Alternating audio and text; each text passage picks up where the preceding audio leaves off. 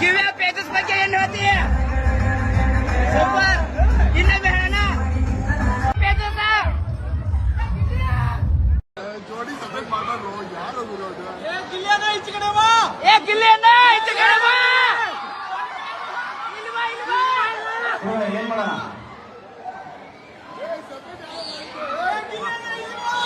ಗಿಲ್ಲಿಯನ್ನ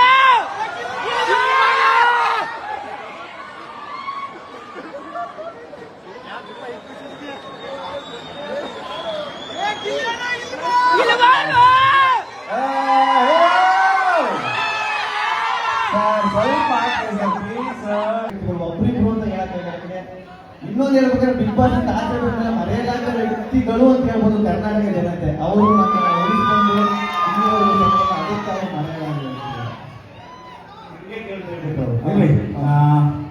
sir, ಒಂದು ಹಳ್ಳಿಯಲ್ಲಿ ನೀವು ಹಳ್ಳಿಯಲ್ಲಿದ್ದಾಗ, ನಿಮ್ಮ ಊರಲ್ಲಿದ್ದಾಗ ಆ ಮಕ್ಕಳ ಜೊತೆ, ಸ್ನೇಹಿತರ ಜೊತೆ ಗದ್ದೆಯಲ್ಲಿ ಆಡೋದು, ಸ್ನಾನ ಮಾಡೋದು, ಓಡಾಡೋದು ಅಂತಲ್ಲ, ಅವಾಗ ಖುಷಿಯಾಗಿದ್ರ? ಪ್ರಶ್ನೆ ಕೇಳ್ತಾರೆ ನನಗೆ ನಮ್ಮ ಮಾನಶಾಸ್ತ್ರಿಗಳು. ಕಳೆದ 17 ವರ್ಷಗಳಿಂದ ಈ ನಾಡಿನಲ್ಲಿ ಭಕ್ತರಿಗಾಗಿ, ಭಕ್ತರಿಗೋಸ್ಕರ ಸೇವೆಯನ್ನು ಮಾಡ್ತಾ ಗುರುಕುಲವನ್ನು ತೆಗೆದು ಇಡೀ ಕರ್ನಾಟಕದಲ್ಲಿ ಇರ್ತಕ್ಕಂಥ ಎಲ್ಲ ಸ್ಥಾನಗಳನ್ನ ಇಲ್ಲಿ ಕರೆದು ಜನರಿಗೆ ಒಳ್ಳೆಯ ಕಾರ್ಯಕ್ರಮದ ಜೊತೆಗೆ ನಮ್ಮ ದತ್ತಿ ಇಲಾಖೆಯ ಅಂದ್ರೆ ಈ ದೇವಸ್ಥಾನ ಜೀವನೋದ್ಧಾರ ಇದ್ದಾವೆ ಅಲ್ಲೆಲ್ಲ ಕೆಲಸವನ್ನು ಮಾಡ್ತಾ ಇದ್ದಾರೆ. ಸೊ ಅವರು ಈ ಸಂದರ್ಭದಲ್ಲಿ ತಮಗೊಂದು 2 ಪ್ರಶ್ನೆನ ಅಂದ್ರೆ ತಮ್ಮ ಜೀವನ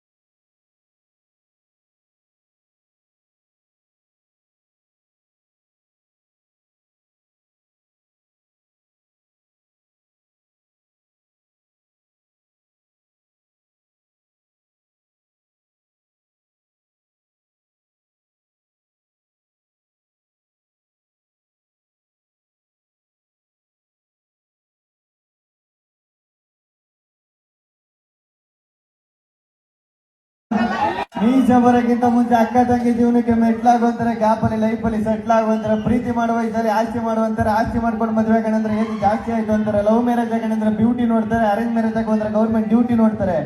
ಏನು ಬೇಡ ಸಾಯೋವರೆಗೂ ಸಿಂಗಲ್ ಆಗಿ ಇರುವ ಅಂದ್ರೆ ಎರಡೋ ಮಗ ಬಂದು ಅಂಕಲ್ ಅಂತ ಕರೀತಾನೆ. ಗಂಡು ಮಕ್ಳು ಒಂಥರ ಕುಕ್ಕರ್ ಇದ್ದಂಗೆ, ಕೆಳಗಡೆ ಫೈರ್, ಮೇಲ್ಗಡೆ ಪ್ರೆಷರ್ ಇದ್ರು ವಿಜಲ್ ಹೊಡ್ಕೊಂಡು ನಗ್ನಗ್ತಾ ಬದುಕ್ತಾ ಇರ್ತೀವಿ.